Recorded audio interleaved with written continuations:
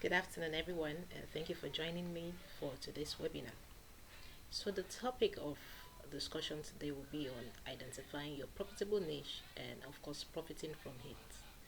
So, this webinar will be in series as we have a lot to talk about. We have a lot like identifying your niche, attracting the right audience, attracting the right clients, and then profiting, making profits. I mean, that's the purpose of every business and profession, right?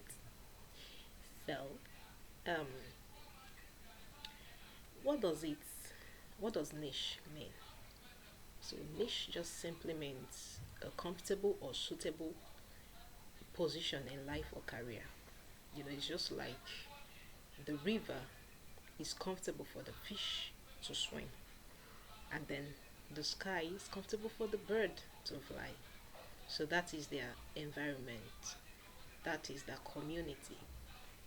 So the purpose of this webinar is to help you find your community, find that comfortable place. Also,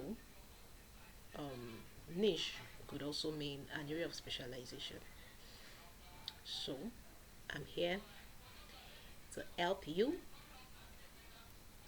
identify what you're good at or comfortable with, and then turning it into an area of specialization in your profession, whether it's the legal industry or any other industry you find yourself. It is for you so that you stand out in your profession. I mean, there are a lot of people doing what you do, but what makes you stand out? There are a lot of people in your profession. There are a lot of lawyers out there. A lot of businesses, running the same business, of course, offering the same services like you do, and then selling the same products like you do. But then what makes you stand out is niche. And that's why we are here today, so that you can stand out in that market, in that crowded industry. Okay, so why is it important for you to identify your niche and focus on it? It's not only identifying it, it's focusing on it that makes you stand out. Why is it important? Why should I pick one thing as a major? I can't do everything, right? You know, as a lawyer, you believe that you can do everything. You can offer a lot of services. It's good. It is good. But then, let me give you an instance. You have a terrible toothache, very terrible, and you know, you can barely talk, open your mouth, swallow anything, eat, even though you are so hungry. And then you went to the hospital and they told you to pick one, whether to be attended to by a general specialist, or a general practitioner, or to be attended to by a dentist who specializes in tooth and gum. Which would you pick?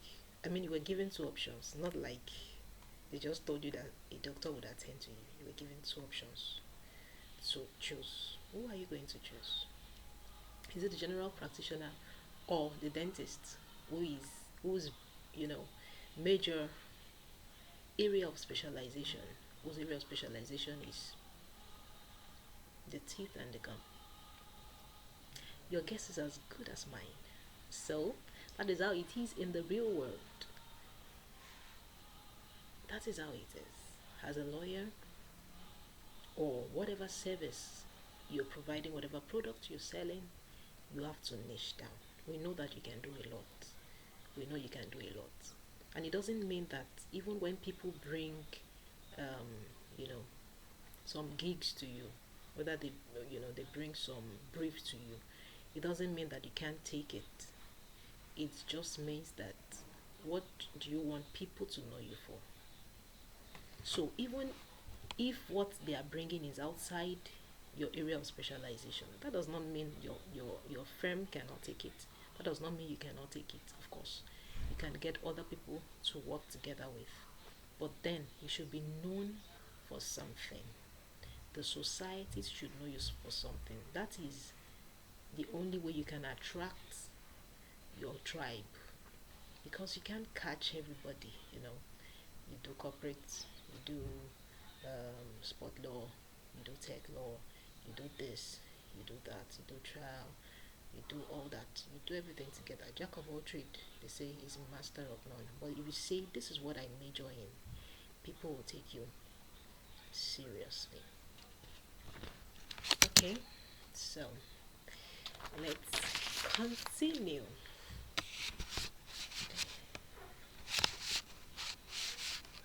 So just like I said, clients will take you more seriously when they know that you have a specific area of specialization.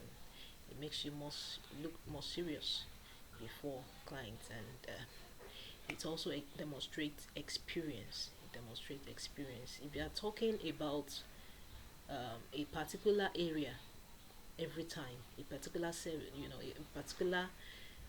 Let me take law as an instance because a lot of some of my audience are lawyers. So let's say you're always talking about intellectual property, you're always talking about it every time. That's what they know you for. You would attract people who has that problem that you are seeking to provide solution to. So it will demonstrate that you are experienced in this thing because you keep researching. When you keep talking about something, you begin to know more about it. You have a better understanding. You know you get more knowledge by researching such in such area. So you are building your expertise. So it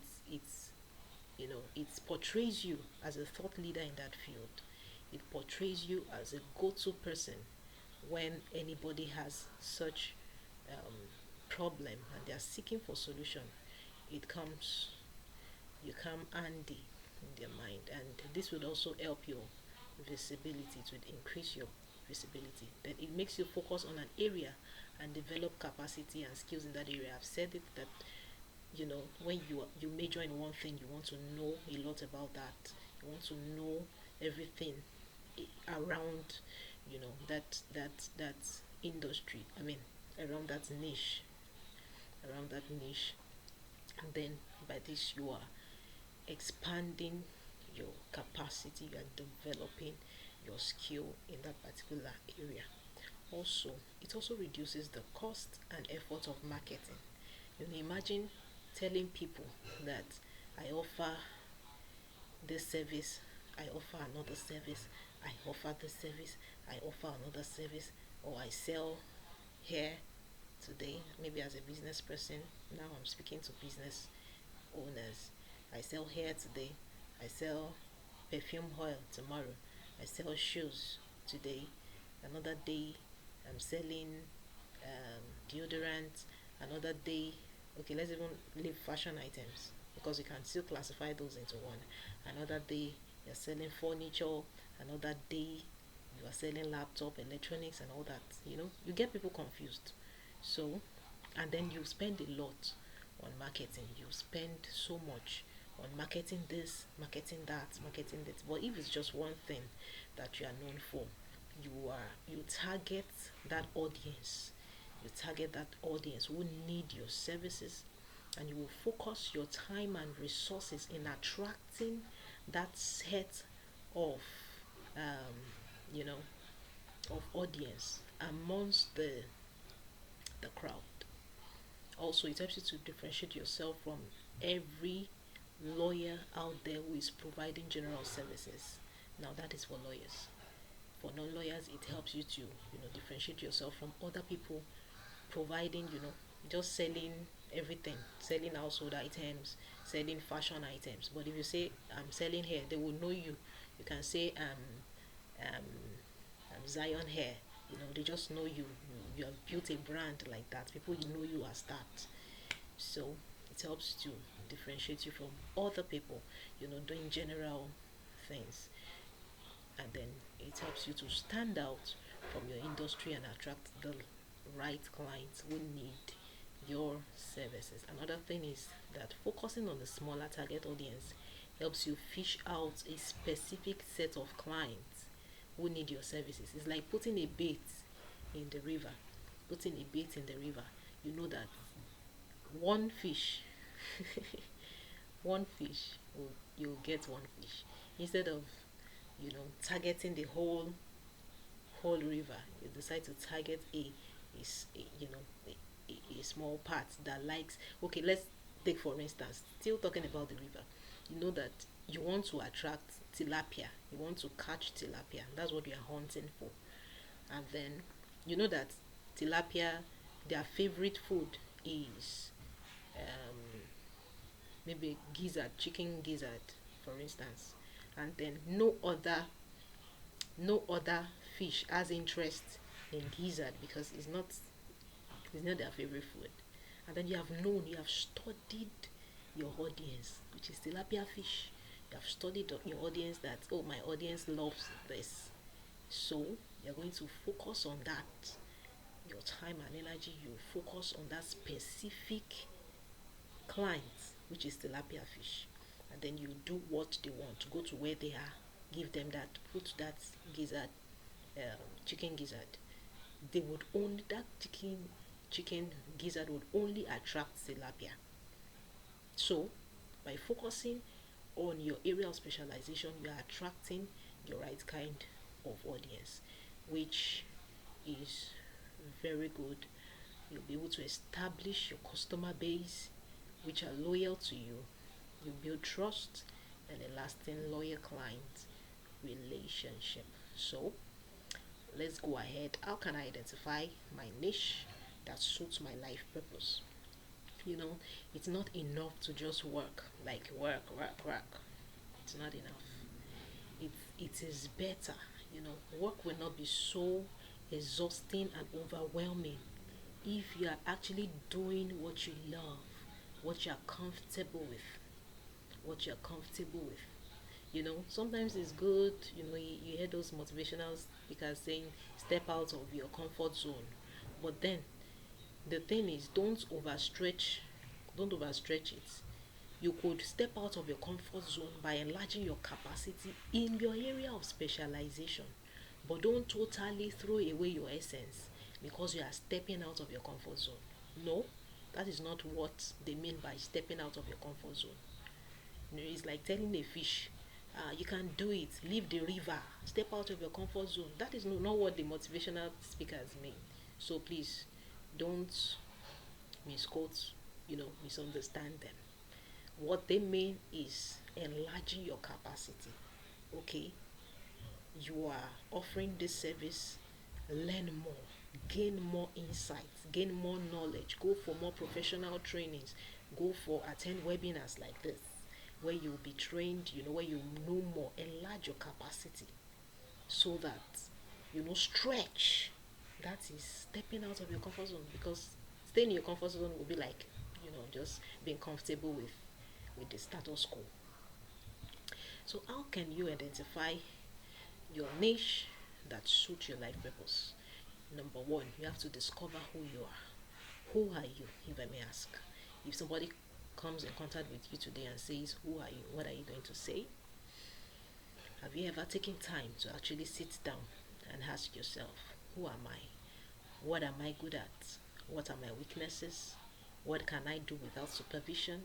What can I do with little or no motivation? What am I passionate about? What can I speak about in 30 minutes without, flinching, without blinking my eyes? What solution can I provide? What value do I have? You tell some people, what can you do? And they tell you nothing. I don't even know. It's not possible. There is nobody on this earth who does not have a value to provide. There is a value in you. You are valuable. So you have to start with that. Start from within. Look within. What can I do right now? Like right now. Without anything, a lot of people complain about resources. Your first problem is not resources, it's not money. The first problem is inability to identify who you are, because there is so much value in you that people out there, they are crying, you know because they need that service, but because you have not identified the value you can give, that is why you feel you are not, you can't offer anything. But there is something in you that the world is waiting for. So, that being said, my dear, it can take a week, a month, or even month for you to come up with who you are, but then it doesn't matter. This is an exercise you have to keep doing at one point or the other. Like about 2 years ago, I think, having taught for so many years, teaching about, um, purpose and all that. 2 years ago, I had to sit down because I set a goal for myself. I achieved the goal, and then got to a point. I was just like, is that all? Like I wasn't feeling fulfilled any longer. Like, is that all? I knew there was still something. So purpose is not something you achieve one day and then rest. It's a continuous thing. You keep achieving purpose. So after, achieving that feat, I had to sit down. That I'm still not getting that sign of fulfillment. I'm still not getting that sense of fulfillment. I had to attend the webinar. Guess who organized the webinar? An undergraduate. I was already a working lawyer at this time, practicing for years. I mean, I had to sit down under an undergraduate to learn about purpose again because I knew there was something I was missing out at that point. And then I got it. As soon as I got it, I began to run with it, and I'm still running with it till date. So, if you need to go out and go for more knowledge in order to discover yourself, please do. You may not be able to discover yourself at once, line upon line, precept upon precept. That is what the Holy Book says. So, you keep discovering yourself. You have to figure out as much as you can these questions and then know who you are.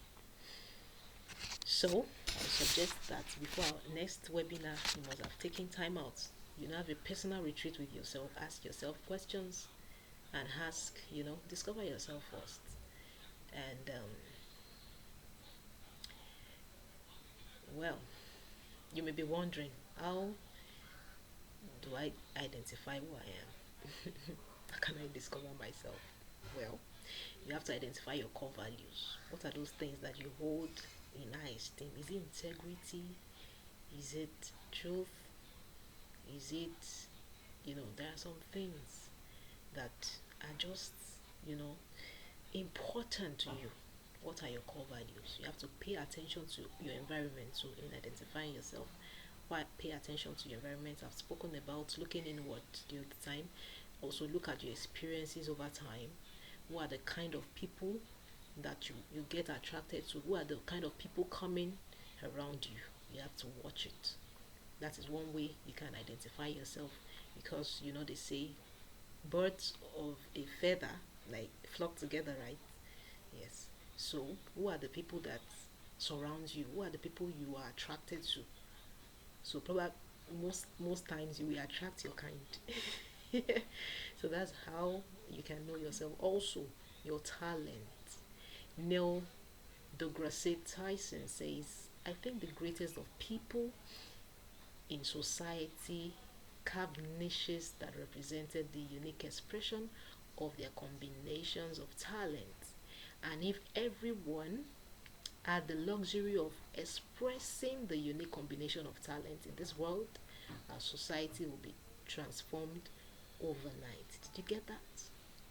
Did you get that?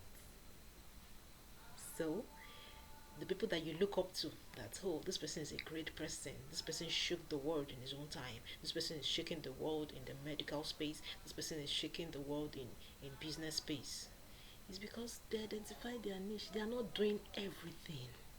I mean, they are not doing everything. They are working with their talent. They are working with their talent. I was listening to Steve Harris one day when he talked about the story of the talent in the Bible, and then he began to break it down in business sense. He began to break it down in business sense. I was talking about value the other time. There is a talent in you. There is a talent in you. If you think your talent is cooking, you can build a business around it. You can offer a lot of services around cooking alone. If your talent is talking, like myself, you can build businesses around it. You can take speaking engagement, you can do management consulting, you can lecture. I lecture, I organize webinars, I speak. You can, create business around this. A lot of people are cashing out from coaching. It's by talking. If your talent is thinking, you can be a good writer. As a lawyer, you can have blogs, legal blogs that you're writing for. You can have your own website where you provide knowledge, you write. You'll be good in drafting. You can draft contract for, you can carve a niche for yourself that, you're into corporate commercial, you draft contracts and all that. And, and if you're not the talking type, I'm also, as much as I love to talk, it's not every time. I still consider myself an introvert. So, if you are somebody that loves to argue, you love to argue, you'll be a good trial attorney. Go into litigation. And then not just arguing, you're able to persuade people to your side. You're able to argue with reason and persuade people towards your view, to see things in your way. You'll be a good trial attorney, because what does it mean to be a good lawyer? It's being able to persuade the court, using proofs, using the law, facts, proofs, able to persuade them that based on this fact, this and this did not happen.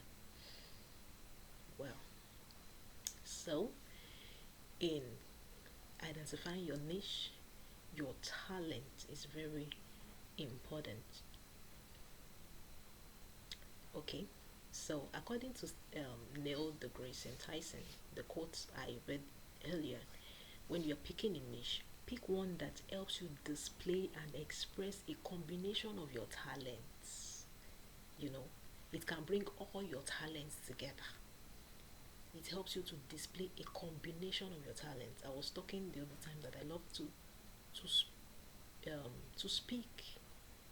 I love to teach. I love to break things down, and I love analytical thinking. I love analyzing things. I love researching, and that is how I ended up lecturing. It's part of the services I provide. I not only lecturing, but then putting all those talents together: speaking, analytical thinking, researching.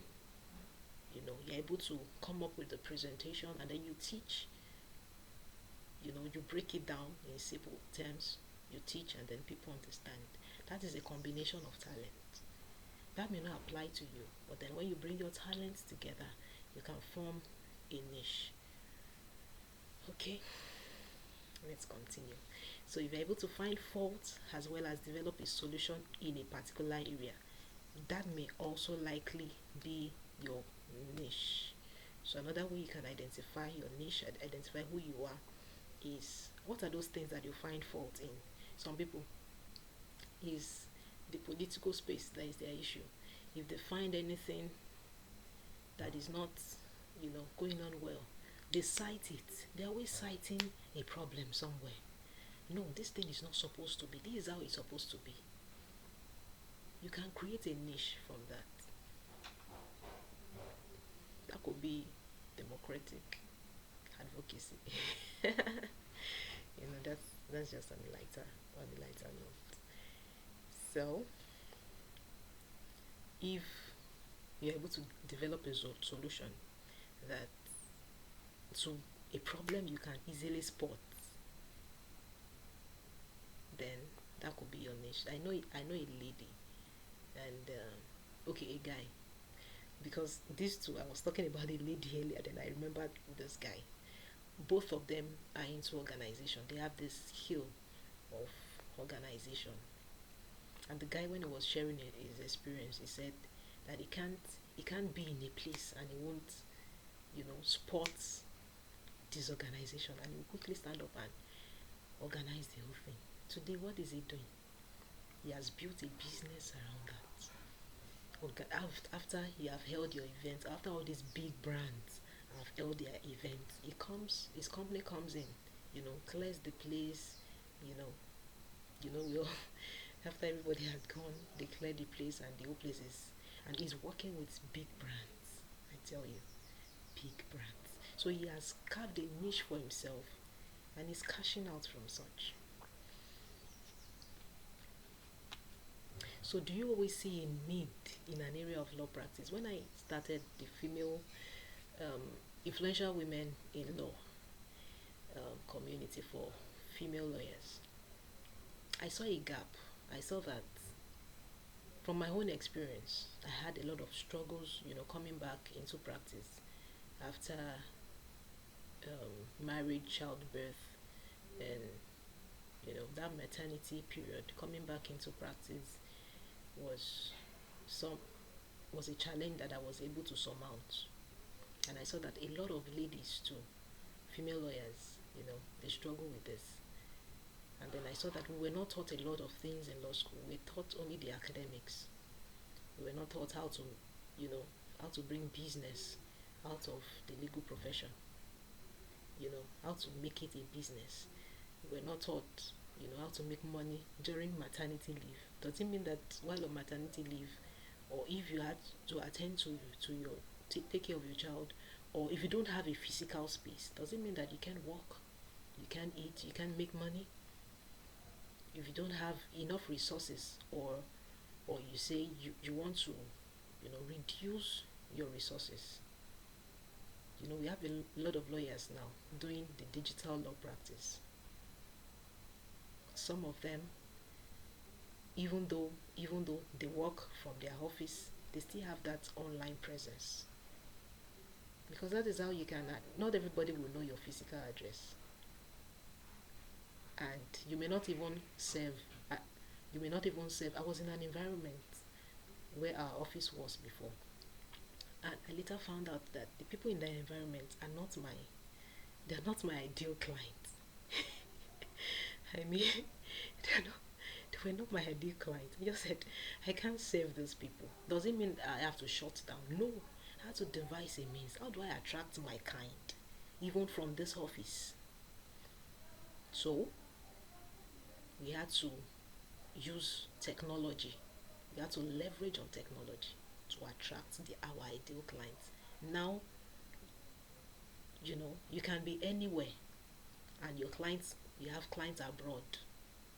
You can be somewhere and your clients are in other states. You know, technology has taken a lot of things. So, what problem can you identify? And you know that you have a solution to it. You can definitely build that can actually be your niche. That can be a talent that you need to display and make money from. So, another area you can discover yourself or your niche is your personality. There are a lot of personality tests online that you can do that will help you to identify who you are, and of course your strengths, your weaknesses, and what you should focus on. So a lot of times you beat yourself up that I can't do this, I can't do this, I can't do this, I can't do this, I can't do this. You talk about those weaknesses, you magnify them. Everybody has their own weaknesses. So what you need to do is to focus on the strength while working on, depreciating, reducing your weaknesses. You have to magnify your strength. And that is how you can attract clients. Magnify your strength. What is your personality? How do you smell? When I say smell, I'm not talking about, the smell, like the physical smell. How do people perceive you? How do people see you? How do you want people to see you? What is your brand? What is your personality? Who are you? So your personality can determine how you interact with others, how you get a job done, what you're attracted to, your likes, your dislikes, your abilities, interests, values, and so on. I was talking about the sky being the habitat for birds the other time. So the personality of the bird is not to swim. If you put a bird in the river, it's going to drown and die. because it will keep swimming and you don't swim inside the river. I mean, it will keep flying and you don't fly inside the river, you swim, because it's not his habitat, it's not his personality. You have to be able to identify your personality. How do you relate with people? How do you relate with clients? You know, there are some people that they don't, you know, they're extroverts. They can relate with anybody. You can build the business around that. But if you're an introvert, does it mean you can't make money? You have to go to those interests, put them together, and see what you can do, even with your personality. Do you have problem solving skills? That is a personality. You can help some people to solve problems. So, there are 5 personality traits which I will term as ocean: openness, conscientiousness, extroversion, agreeableness, and neuroticism. So, there is a personality test. I told you that there are a lot of personality tests that you can take online. But then, if you are wondering where to start, you can start from this website, www.16personalities.com, and take your personality test. This can help you to identify your personality. Let's continue. In what way can you identify your niche? Okay. In what area do clients come to ask for my help? Especially people that know me. You know, what area? This can help you to identify your niche. What area are people coming to you that, please, can you help me with this? And then they keep coming. Why? Because you've preferred a solution before. It worked. And then people, your colleagues, start referring you. People around you start referring you because of that, because they've seen you succeed in that. They've seen you do that. They've seen you give an advice in tech law. They've seen you give an advice on business. They've seen you give an advice that worked, you know, in sport law. They've seen you, you know, written an article on it. So they keep coming. So what area? What area do people come to you to ask for your help? People can help you identify what you are good at. You need to ask your colleagues, ask your family, ask your friends, people that know you. What do you think I'm good at? What do you think I'm good at? They will be able to clarify, help you to, you know, answer the question of who am I? So if you have been able to solve a problem consistently over time in an area of practice, you might want to focus on that area. So not everyone will engage in services, and it's perfectly fine. Not everybody would get attracted to what you're selling. Not everybody would want your services, even if they are your family members. They can pay, they may not need your services, but some people that need it would actually come after you. Also, another way to identify your niche, your who you are, is your purpose. When the purpose of a thing is not known, what did they say? Abuse is inevitable. So you need to study yourself, ask yourself a lot of questions, and if you believe in a higher being, you know, you believe in a God, you believe in God, ask questions. God is your manufacturer. So you need to ask the manufacturer. The manufacturer, every product comes with, of course, new products comes with, you know, the pack, and of course, the manual. So the manual tells you how to operate the phone, how to maintain it, how to service it, what to do with it, what not to do with it. So if you want to know your purpose, ask your manufacturer, the person who created you, who is God.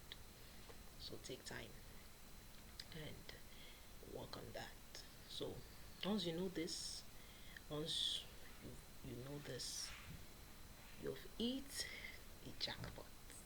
Yeah. So start now. Try and fail. What did I say? Start now. Try and fail. Because of course you can fail along the line. It's not a big deal. The big players in your industry, they fail. People fail. That does not mean you are a failure. It means you have to re-strategize and start again. It doesn't mean it's not your way. It doesn't mean it's not an area of your, you know, your area of specialization. It doesn't mean you don't have talent in that thing.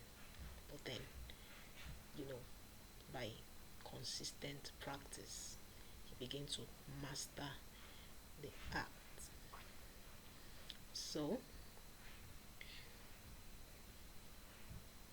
our next webinar will be on the topic dominating your niche. Dominating your niche.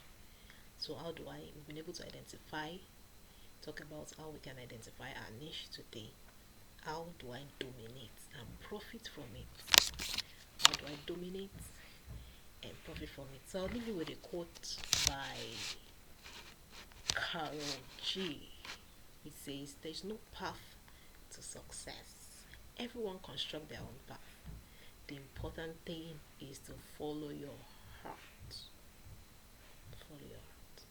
Well, in my own case, I'll say the important thing is to follow your purpose. Find your niche, and bye for now. See you at my next webinar.